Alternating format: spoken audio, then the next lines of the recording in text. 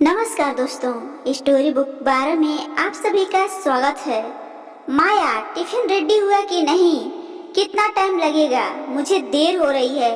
मेरी घड़ी, रुमाल व वॉलेट कहाँ है? आनंद जोर जोर से चिल्ला रहा था। हेमा जी बड़ी बड़ी आंखें करके अपने बेटे यानी सुनील की तरफ देख रही थी। सुनील हंसकर बोला, अरे मम्मी, मेरी तरफ ऐसे घूरकर मत देखो, मैं अब छोटा बच्चा थोड़ी हूँ। 2 बच्चे हैं मेरे। हेमा जी गुस्से से बोली, हाँ, लेकिन तुम्हारा बर्ताव तो बच्चों जैसा ही है।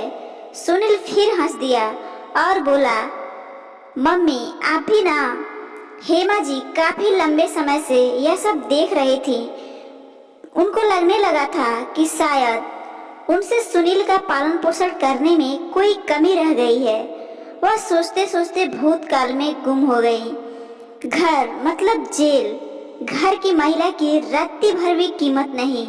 यही सब तो देखते देखते सुनील बड़ा हुआ है, लेकिन वह जैसे जैसे बड़ा हुआ, मैंने उसे क्या कुछ नहीं सिखाया। खुद के काम खुद ही करना चाहिए।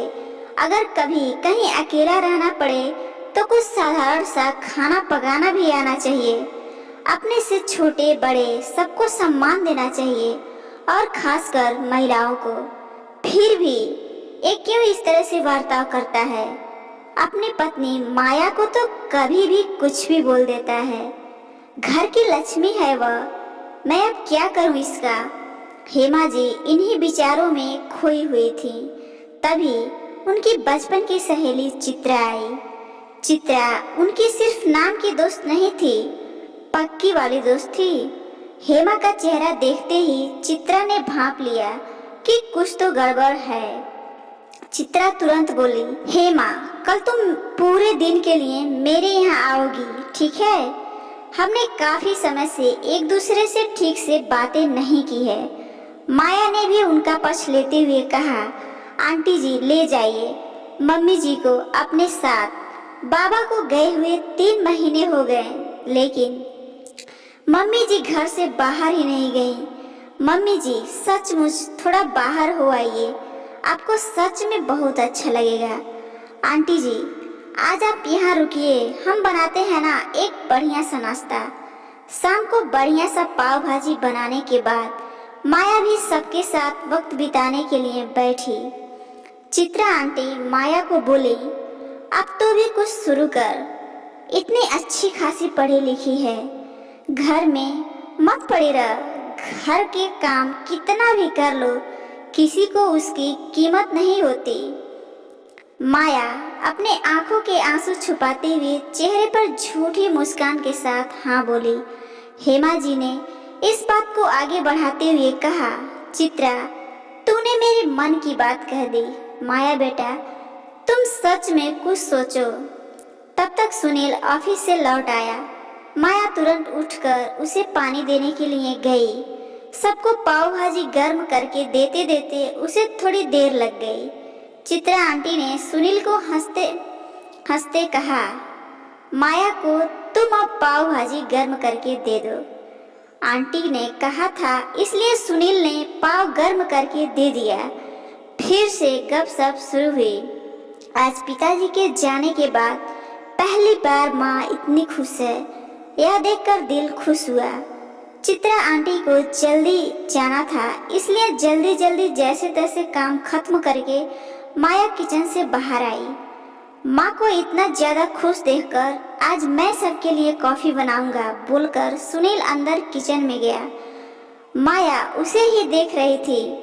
थोड़ी जल्दबाजी में काम करने की वजह से किचन में थोड़ी सी गंदगी रह गई थी। सुनील माया पर जोर से चिल्लाया, क्या है, एक काम भी ठीक से नहीं करती, पूरा दिन तो घर में ही रहती है, फिर भी यह हाल है। उसने सबके सामने ऐसा बोला था, इसलिए माया रोते रोते अंदर गई। हेमा जी को बेटे पर काफी गुस्सा आया। बस कर, अब उस पर हुक्म चलाना। क्या मैंने तुझे यही सब सिखाया है? क्या फर्क है तुझ में और तेरे बाप में? उसको बोलने से पहले वह जो काम हर रोज करती है ना, वह मुझे तू करके दिखा, उतने ही उत्साह से जितना वह करती है। उतने ही अच्छे से जितना वह करती है, और बिना यह कहे कि मैं थक गया हूँ। जो मैंने सहा है वह मेरी बहू को ना सहना पड़े, इसलिए मैंने तुझे काफी कुछ सिखाया, लेकिन तू अपने खानदान की परंपरा को ही आगे बढ़ा रहा है। ममता के इस सफर में मैं कहीं पर कम पड़ गई चित्रा, लेकिन अपनी ममता की राह को अब बदलने वाली हूँ। सास के रूप में मेरी बहू से मुझे जो प्यार मिला है, मैं उसको संभाल कर रखने वाली हूँ। माँ का अलग सा रूप देखकर सुनील को अजीब सा लगा। सुनील बोला, बहुत देर हो गई माँ, सो जाओ। चित्रा आंटी ने हंसते हुए कहा, सच में देर हो गई है। हेमा जी बोली, माया बेटा जरा बाहर आना। हेमा जी की आवाज़ सुन माया घर के अंदर से बाहर आई। माया, तुम शादी के बाद नौकरी करना चाहती थी ना, लेकिन पुरुष प्रधान हमारे इस घर में महिलाओं को हमेशा ही कम लिखा गया है। इसको मैं बदल सकूं, इसलिए मैंने अपनी परवरिश के दौरान काफ़ी कोशिश की, लेकिन कहीं कमी जरूर रह गई है। या इसका कारण खानदान का असर है, लेकिन अब बहुत हुआ, मैं यह सब बदल कर रख दूंगी। बहू, तुम नौकरी करो, तुम आगे पढ़कर पीएचडी करना चाहती थी ना, वह भी करो, मैं तुम्हारे साथ खड़ी हूँ। और रही बात घर के कामों की, तो जब तुम नौकरी करोगी तो सब अपने अपने काम खुद करेंगे। माया ने हामी भरी और बोली, मम्मी जी, मैंने आपकी सारी बातें सुनी, लेकिन अब आप सो जाइए, नहीं तो आपकी तबीयत खराब हो जाएगी। अगले दिन का सवेरा एक नया प्रकाश लेकर आने वाला था। इसी विचार के साथ माया को नींद आई। सुबह उठने में थोड़ी देर हो गई। काफी कुछ बदलाव नजर आ रहा था। रविवार का दिन था, फिर भी सुबह उठकर सुनील घर के काम कर रहा था। माँ से उसने वादा किया कि वह अब फिर कभी इस तरह से नहीं बर्ताव करेगा। उसने अपनी गलती मान ली। साल भर में ही पूरे घर की काया पलट हो गई थी। सभी लोग स्वशिस्त का पालन कर रहे थे। माया ने अपनी अधूरी पढ़ाई पूरी करके घर के पास ही अपना ऑफिस खोल लिया था।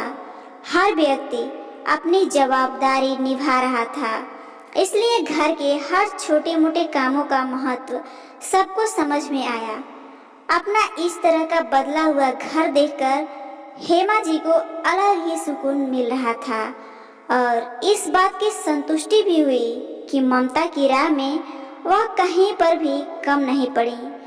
तो दोस्तों, एक छोटी सी कहानी आपको कैसी लगी जरूर बताइएगा, और इसी तरह से पारिवारिक कहानियाँ सुनने के लिए चैनल को जरूर सब्सक्राइब कीजिएगा। धन्यवाद।